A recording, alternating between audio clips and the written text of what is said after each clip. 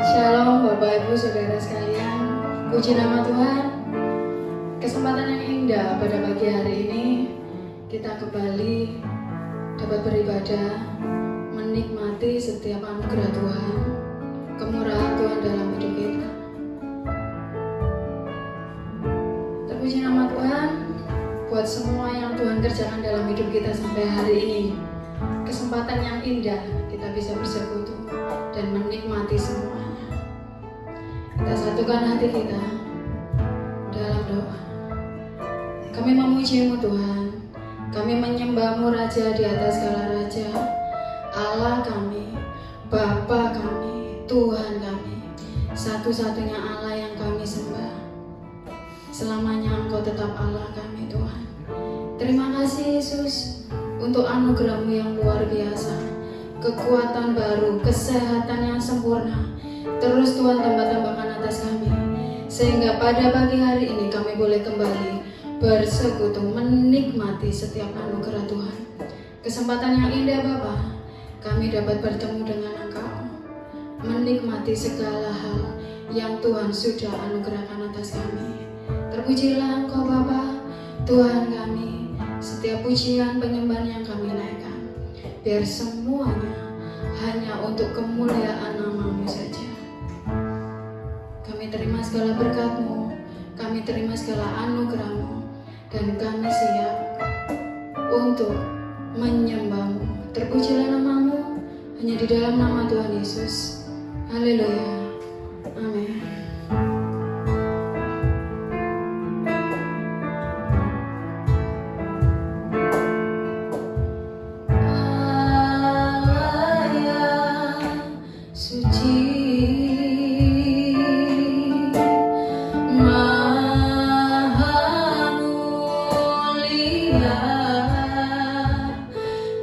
Disanjung sembah sama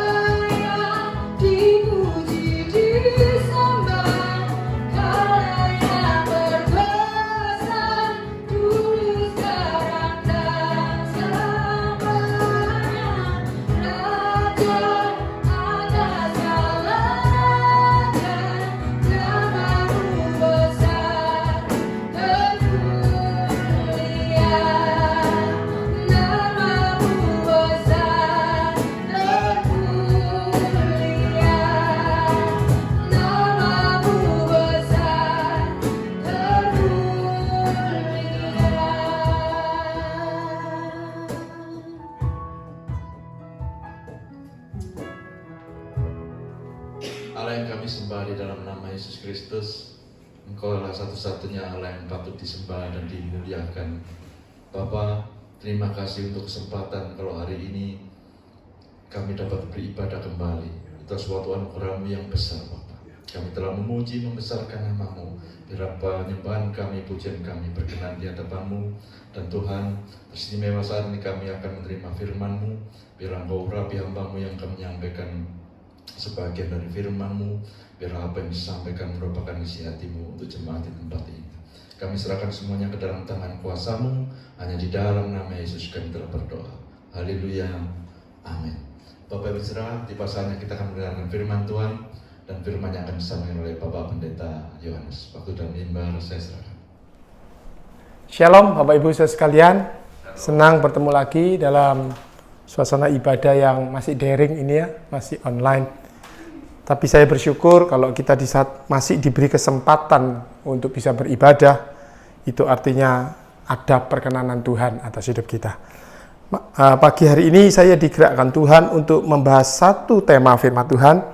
Dan ketika saya diingatkan akan tugas hari ini, seperti saya punya kebiasaan yang baik, saya selalu berdoa dan Tuhan berikan satu tema yang saya beri judul, tema besarnya adalah berdiri teguh di tengah-tengah badai dan bencana. Mari ucapkan sama saya, berdiri teguh di tengah-tengah badai dan bencana. 2, 3. Berdiri teguh di tengah-tengah badai dan bencana. Dengan subtema khusus pagi ini Tuhan gerakkan saya menulis tema ini. Dengan subtema, masih adakah Tuhan bagiku? Mari ucapkan sama-sama saya, masih adakah Tuhan bagiku? 2, 3. Masih adakah Tuhan bagiku? Di tengah-tengah kita menghadapi badai persoalan hari-hari ini. Ada sebuah pertanyaan yang sering ditanyakan kepada saya. Begitu banyak orang ketemu saya, dan setelah berdiskusi panjang lebar, selalu ada sebuah pertanyaan, masih adakah Tuhan di dalam situasi ini? Saya tidak mau berkhotbah dengan hikmat dan akal manusia, karena sepintar-pintarnya orang itu bisa salah. Tapi izinkan Alkitab yang menceritakan kepada Bapak Ibu. Mari kita dengarkan firman Tuhan. Kita buka kitab Mazmur pasal yang kedua, mulai ayat 1 sampai 12. Mazmur pasal 42 ayat 1 sampai 12. Mazmur 42 ayat 1 sampai 12. Saya akan bacakan untuk Bapak Ibu segala saudara-saudara sekalian. Mazmur 42, kerinduan kepada Allah.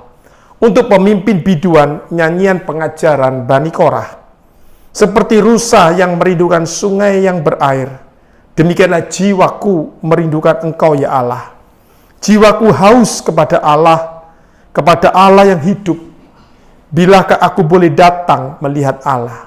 4. Perhatikan baik-baik, air mataku menjadi makananku siang dan malam.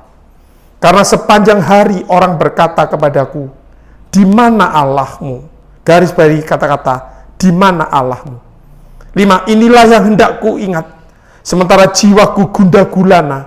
Bagaimana aku berjalan maju dalam kepadatan manusia, mendahului mereka melangkah ke rumah Allah, dengan suara sorak-sorai dan nyanyian syukur dalam keramaian orang-orang yang mengadakan perayaan.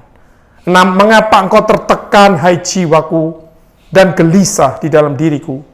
Berharaplah kepada Allah, sebab aku akan bersyukur lagi kepadanya, penolongku dan Allahku. Jiwaku tertekan dalam diriku, sebab itu aku teringat kepadamu dari tanah sungai Yordan dan pegunungan Hermon, dari gunung Mizar. Samudra raya berpanggil-panggilan dengan deru air terjunmu, seperti gelora dan gelombangmu bergulung melingkupi aku.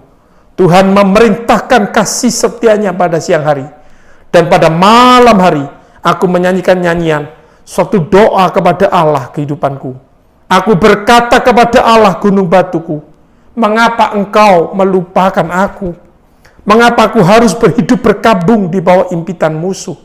Seperti tikapan maut ke dalam tulangku, lawanku mencela aku, sambil berkata kepadaku sepanjang hari, di mana Allahmu? Garis bawahi kata-kata, 2 kali pemazmur mengatakan, di mana Allahmu? 12. Bagian yang terakhir, mari kita baca sama-sama. 2, 3. Mengapa engkau tertekan, hai jiwaku, dan mengapa engkau gelisah di dalam diriku? Berharaplah kepada Allah, sebab aku bersyukur lagi kepadanya, penolongku dan Allahku. Amin. Kata firman Tuhan, berbahagialah setiap orang yang dengar firman Tuhan, kemudian menerimanya, mempercayainya, menyimpannya baik-baik dalam hatinya, dan dengan setia melakukannya dalam kehidupannya sehari-hari, sehingga kehidupannya makin berbuah-buah. Kata firman Tuhan, orang itu disebut berbahagia. Bapak Ibu saudara sekalian, saya akan mulai renungan firman Tuhan pagi ini dengan tema berdiri teguh di tengah-tengah badai dan bencana, dengan subtema pembahasan masih adakah Tuhan bagiku. Bapak Ibu, saya akan bertanya dengan satu pertanyaan yang sering sekali ditanyakan kepada saya. Apa yang paling Anda rasakan selama masa pandemi COVID-19 dan menjalani masa-masa karantina dan PSBB selama hampir 3 bulan ini? Saya banyak ketemu orang, saya banyak berdiskusi, apa yang paling Anda rasakan pada waktu menghadapi situasi yang serba di lockdown ini ya. Semua serba di karantina, pergi tidak bisa, ya kemana-mana semua serba terbatas. Beberapa orang menjawab, saya bosan Pak Yohanes, ya jenuh saya capek, saya bosan. Dan begitu PSBB yang ketiga dibuka di Surabaya, orang bludak kayak seperti orang ya, seperti terlampiaskan gitu. Langsung saya waktu itu berangkat bekerja dan saya lihat, jalan langsung mau macet di mana-mana. Tapi tidak lama berita itu kembali menghangat ya, dan kemudian pelan tapi pasti kita juga mengalami lagi ya masa-masa dalam tanda petik karantina itu walaupun terbatas. Beberapa di antara kita pada waktu menghadapi masa-masa karantina itu bahkan menjadi sedih. Banyak yang jadi khawatir dan takut. Mengapa? Karena banyak persoalan yang menyertainya. Beberapa orang kehilangan pekerjaannya. Ya, begitu banyak berita-berita kita dengar. Saya punya banyak teman yang sekarang ini begitu banyak kehilangan pekerjaan. Beberapa orang kehilangan penghasilannya secara drastis. Penghasilannya menurun secara drastis. Beberapa orang mengalami kebangkrutan dalam usaha dan pekerjaan. Kami punya usaha, di depan usaha kami, seberang jalan itu ada sebuah toko yang punya pabrik besar dan punya semuanya. Tiba-tiba minggu kemarin saya datang ada tulisan dijual. Saya waktu itu lewat dan saya diberhentiin oleh beberapa orang yang pedagang-pedagang yang sudah kenal dengan kami di situ. Pak Yohanes tidak mau beli. Loh, tapi saya tanya kenapa? Ya orangnya sudah tidak sanggup meneruskan ya menghadapi situasi ini. Sudah lihat, kita semua memang sedang mengalami masa-masa yang saya nyatakan sebagai berada di tengah-tengah badai persoalan. Maka berbagai pertanyaan-pertanyaan muncul. Seperti kita seakan-akan terjebak dalam sebuah situasi itu. Saudara-saudara, pertanyaan yang muncul, saya kumpulkan, saya dengar, saya banyak diskusi, saya banyak mendapatkan keluhan. Semua saya pilah-pilah, cuman ada 2 pertanyaan. Yang pertama, pertanyaan yang paling sering muncul, masih adakah Tuhan di dalam situasi seperti ini? Yang kedua, hikmah apa, pelajaran apa yang bisa kita dapati untuk menjalani hidup-hidup di hari mendatang? Pelan-pelan ya. Dari semua diskusi, semua pembicaraan, semua keluh kesah yang sempat saya tampung. Beberapa waktu yang lalu saya berbicara di radio Sangkakala, dan setelah saya selesai, saya juga diminta pendapat bagaimana kita harus menghadapi situasi ini dan menjalani hidup-hidup di hari mendatang. Cuman 2 pertanyaan. Yang pertama, selalu bertanya, masih adakah Tuhan? Dan apa perannya dalam sebuah situasi seperti ini? Yang kedua, bagaimana kita menjalankan hidup di hari-hari mendatang? Bapak Ibu saudara sekalian, inilah pertanyaan-pertanyaan yang muncul, dan saya mencoba berusaha memahami itu. Kalau kita menghadapi situasi seperti itu, kita tidak pernah sendirian. Mazmur 42 pernah mencatat, pemazmur pernah mempertanyakan hal yang sama. Ayat 4 dikatakan, air mataku menjadi makananku siang dan malam. Mengapa? Karena sepanjang hari orang berkata kepadaku, di mana Allahmu? Ayat yang ke-6 dari Mazmur 42 dikatakan, mengapa engkau tertekan hai jiwaku dan gelisah di dalam diriku? Ayat yang ke-12 diulang lagi, mengapa engkau tertekan hai jiwaku dan mengapa engkau gelisah di dalam diriku? Bapak Ibu sekalian, ada satu tekanan yang terjadi. Pemazmur menulis sebuah situasi yang membuatnya jadi tertekan, sedih, gelisah, dan menangis. Inilah saat-saat, dan saya ingin katakan Bapak Ibu, lewat situasi yang seperti ini, dengar baik-baik. Mau tidak mau, senang tidak senang, suka tidak suka, Anda dan saya dipaksa dalam tanda petik oleh sebuah situasi, dipaksa untuk Anda kembali merenungkan tentang pertanyaan dari dua hal ini. Yang pertama, siapa Tuhan Anda yang sesungguhnya dalam situasi ini? Dan yang kedua, bagaimana Anda harus lebih bijak menghadapi hidup ini untuk hari-hari mendatang.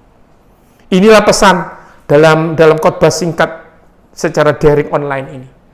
Saya berharap seluruh rekan-rekan saya dari Jemaat GSJPDI Ngagel-Dadi semua mulai belajar untuk kembali dalam tanda petik dipaksa oleh sebuah situasi untuk merenung tentang dua hal ini. Satu, siapakah Tuhan Anda dan perannya dalam situasi seperti sekarang ini. Yang kedua, bagaimana Anda dengan bijak menjalani hidup-hidup Anda di hari-hari mendatang. Mari kita buka yang pertama. Alkitab mengajarkan kepada kita siapa Tuhan kita yang sesungguhnya dalam situasi seperti ini. Apa perannya dalam situasi ini. 2 hari yang lalu saya bertemu dengan satu orang pengusaha, dan pengusaha ini sudah give up, udah angkat tangan nyerah. Dia tunjukkan suratnya kepada saya dan saya baca surat peringatan yang ketiga. Karena apa? Karena dia tidak sanggup membayar semua kewajiban-kewajibannya ya sebagai debitur dari sebuah bank. Dan surat peringatan ketiga itu bunyinya cukup keras menurut pendapat saya. Tentang bagaimana kalau dia tidak bisa menyelesaikan ini, maka sesuatu akan dikerjakan, ya, rumahnya, tokonya akan disita oleh bank. Dan pengusaha ini bertanya kepada saya, apa yang harus saya lakukan, Pak Yohanes? Saya sudah capek berdoa, tapi seakan-akan tidak ada pertolongan. Seakan-akan Tuhan tidak berperan dalam situasi. Betulkah Tuhan itu tidak ada perannya dalam situasi ini? Sekali lagi saya tidak mau menjawab dengan hikmat manusia, tapi izinkan Alkitab yang bercerita menjawab pertanyaan itu kepada Anda. Mari kita baca sama-sama Mazmur 42 ayat yang ke-6 yang tadi sudah kita baca. Di saat situasi begitu menekan kita, situasi yang begitu keras menghimpit kita, dan ketika jiwa kita menjadi tertekan begitu lemah, mengapa engkau tertekan, hai jiwaku, dan gelisah di dalam diriku? Pemazmur berkata, berharaplah kepada Allah, sebab aku akan bersyukur lagi kepadanya, penolongku dan Allahku. Mari katakan sama saya, berharap kepada Allah, penolongku dan Allahku. 2, 3, berharap kepada Allah, penolongku dan Allahku. Ayat 12, kembali diulang, mengapa engkau tertekan, hai jiwaku, dan mengapa engkau begitu gelisah di dalam diriku? Pemazmur sekali lagi berkata, berharaplah kepada Allah, sebab aku bersyukur lagi padanya, penolongku dan Allahku. Saya ingin Bapak Ibu sekalian, dimanapun Anda berada hari-hari ini, saat ini, mari kita berkata, berharaplah kepada Allah, penolongku dan Allahku. 2, 3, berharaplah kepada Allah, penolongku dan Allahku. Itulah jawaban yang pertama dari pertanyaan. Sekali lagi saya tidak mau menjawab dengan hikmat Allah, dengan hikmat manusia, tapi izinkan Alkitab yang cerita kepada Anda. Di tengah-tengah tekanan begitu kuat, sekali lagi Anda tidak sendirian. Pemazmur itu pernah menulis, jiwanya jadi tertekan, jiwanya gelisah, menangis sepanjang siang dan malam. Tetapi di titik ketika itu, pemazmur mengingatkan supaya kita punya pengharapan kepada Allah. Siapa Allah itu? Dialah penolongmu dan Allahmu. Tuhan itulah penolong kita. Tuhan itulah tetap menjadi Allah dalam hidup kita. Inilah bagian Tuhan. Saya teringat satu lagu, Bapak Ibu. Pada waktu saya menulis tema ini untuk ibadah minggu pagi ini. Ketika saya sedang menulis tema ini, saya diingatkan ada sebuah lagu. Lagu itu begitu baik. Setiap kali saya sebagai manusia, saya juga sempat pernah dan beberapa kali kehilangan pengharapan itu. Sama, keadaan begitu menekan, hati menjadi begitu sedih dan gelisah. Saya diingatkan ayat ini, dan lagu itu tiba-tiba muncul. Lagu itu berkata seperti ini, di tengah badai hidup, kau menemaniku, di atas gunung batu, kau bawa hidupku, sungguh bangga ku punya Bapa sepertimu, yang tak pernah melupakanku. Mari yang bisa nyanyi sama-sama. Ku nyatakan Engkau Tuhan di hidupku, Tuhan yang selalu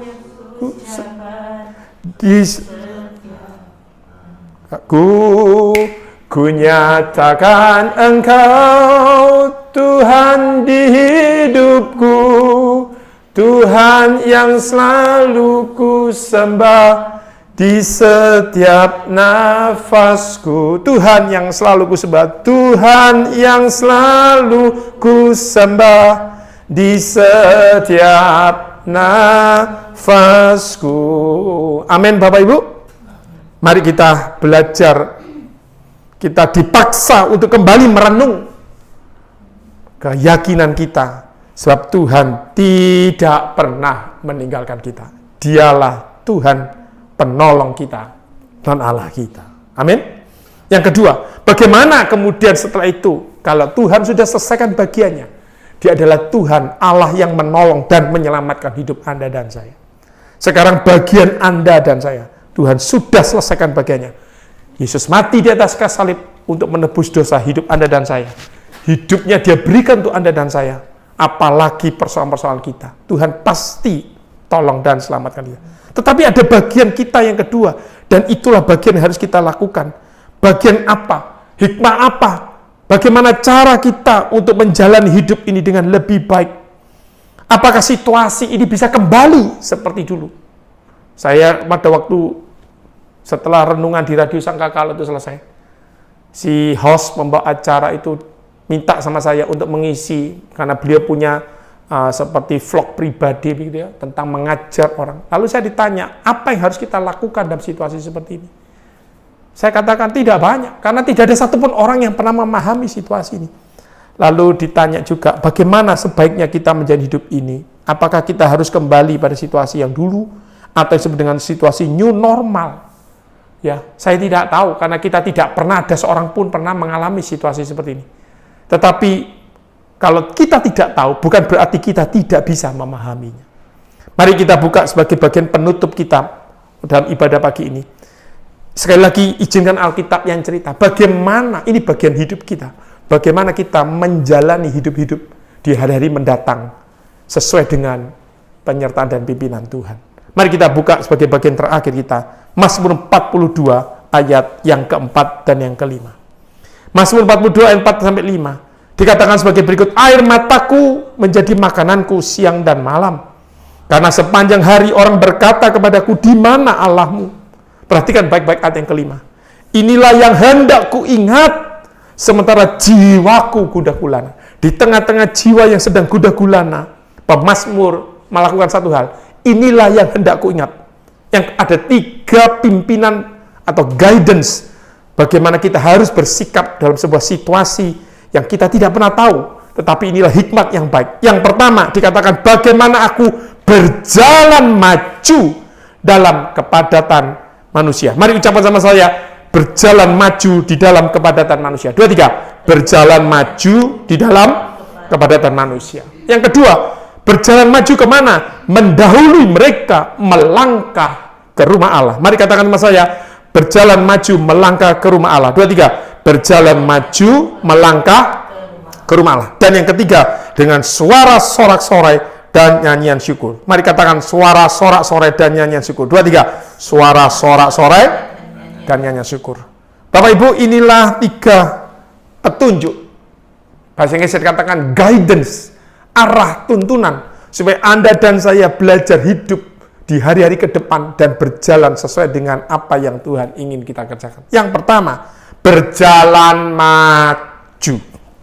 Bahasa Inggrisnya dikatakan keep forward, keep moving forward, terus jalan maju. Berjalan maju artinya Anda dan saya memutuskan tidak berhenti. Kalau perjalanan ini berhenti, yang membuat Anda berhenti ya kita sendiri. Tapi kalau kita memutuskan tidak berhenti, tapi mau berjalan maju terus, artinya Anda dan saya berani menghadapi yang disebut dengan segala situasi di depan. Orang yang berjalan maju Memang mungkin langkahnya tidak bisa panjang. Mungkin langkahnya tertatih-tatih. Mungkin langkahnya pendek. Tetapi orang yang berjalan maju, dia memutuskan dia tidak pernah menyerah terhadap situasi ini. Dan dia tetap berjalan maju. Dikatakan di tengah-tengah kerumunan kepadatan manusia. Pemazmur mengatakan di tengah-tengah hati yang begitu gelisah, air mata yang begitu menangis. Tetapi satu yang dia ingat. Pertama, dia memutuskan terus maju melangkah. Saya percaya, orang yang hidupnya memutuskan maju melangkah, itulah orang yang percaya bahwa ada Tuhan yang menyertainya. Amin. Saya masih teringat bagaimana Daud ya, dipimpin Roh Kudus jalan maju dalam peperangan. Bagaimana Tuhan pimpin perjalanannya. Tidak ada dasar, tidak ada kekuatan, tidak ada apapun. Tetapi Daud memutuskan hidupnya maju berjalan terus. Dan dia akhirnya melangkah menuju puncak takhta kerajaan itu. Saya berdoa kepada semua rekan-rekan saya di GSJPD ini. Mari Bapak Ibu, jangan pernah kita mau berhenti karena kita menyerah kalah. Kita bukan orang-orang yang menyerah kalah, tapi kita orang yang mau maju bersama dengan Tuhan. Yang kedua, maju kemana? Melangkah ke rumah Allah. Itu artinya kita memutuskan perjalanan ini berjalan maju dalam pimpinan dan penyertaan Tuhan. Mari katakan sama saya, berjalan maju di dalam pimpinan dan penyertaan Tuhan. 2, 3. Berjalan maju di dalam pimpinan dan penyertaan Tuhan. Ini yang membedakan. Kalau orang mau berjalan maju di dalam pimpinan penyertaan Tuhan, langkahnya disebut langkah yang pasti. Tetapi kalau orang berjalan maju tidak di bawah pimpinan Tuhan, itu langkahnya konyol. Alkitab berkata orang yang ada dalam pimpinan dan penyertaan Tuhan, perjalanan hidupnya seperti jalan di dalam terang firman Tuhan. Saya tidak tahu, tetapi saya berdoa di dalam situasi yang serba tidak menentu ini, orang yang ada dalam pimpinan dan penyertaan Tuhan, selalu ada dalam pimpinan penyertaan Tuhan, melihat sesuatu yang tadinya tidak terpikir, tiba-tiba terpikirkan. Bertemu dengan orang yang tadinya lama tidak pernah bertemu. Bapak Ibu, karena perbatasan waktu ya, karena ibadah online ini tidak bisa terlalu panjang. Tapi saya hari-hari ini melihat karya Tuhan. Sungguh nyata bagi orang-orang yang sungguh berharap berjalan maju di dalam pimpinan dan penyertaan Tuhan. Sesuatu yang tadinya mustahil, tidak mungkin terjadi dengan begitu luar biasa. Dan ketika itu semua terjadi sesuai dengan pimpinan penyertaan Tuhan. Sama seperti Alkitab bertulis, waktu Tuhan memulihkan kita, keadaan kita seperti orang yang bermimpi. Semalam kita menangis, tetapi pagi itu kita bersukacita, bersorak-sorai. Saya baru ini mendoakan satu keluarga lagi ya, anaknya yang terakhir, lulus SMP negeri, mau masuk SMK negeri. Seperti biasa, PDB atau apa itu sekarang, daftar online, penerimaan siswa baru online. Saya lihat angkanya, anak-anak ini yang model anak-anak zaman sekarang, zaman now ini, angka mesti mepet-mepet dari batas lulus. Syarat keputusan. Saya sudah tahu, dalam hati kecil saya berkata, ini kalau masuk PDB pasti terlempar. Tapi anaknya ngotot sama mamanya. Ayo Toma, aku gini. Ya, ibu ini telepon dan minta bantu doa, saya bilang. Ternyata betul, dari pagu 80%. Mohon maaf, saya sebut nama sekolah, nama orang, dan nama instansi. Dari pagu 81 siswa yang diterima. Tidak lama. 24 jam online itu jalan. Tergeser. Belum sampai 12 jam sudah terlempar. Kenapa? Memang nilainya tidak terlalu tinggi. Masih kurang. Dan ketika itu semua terjadi, selesai. Kenapa? Memang sekarang seperti itu. Tidak bisa lagi diotak-atik, mau diapain dan tidak bisa. Ibunya telepon saya dan nangis, anaknya nangis. Kenapa? Keluarga ini begitu sederhana, tidak punya kemampuan. Harus daftar sekolah swasta. Kalau daftar sekolah swasta, dalam tanda petik, mereka sudah pasti tidak punya kemampuan keuangan. Dan ibu ini datang memohon bantuan doa saya. Saya kata, ibu, apakah ibu percaya bahwa di tengah-tengah sebuah situasi ini, Tuhan kita adalah Tuhan yang tetap memberi pertolongan. Ayo Bu, jalan maju. Saya teringat kalimat ayat ini. Berjalan maju untuk mohon pimpinan penyertaan Tuhan.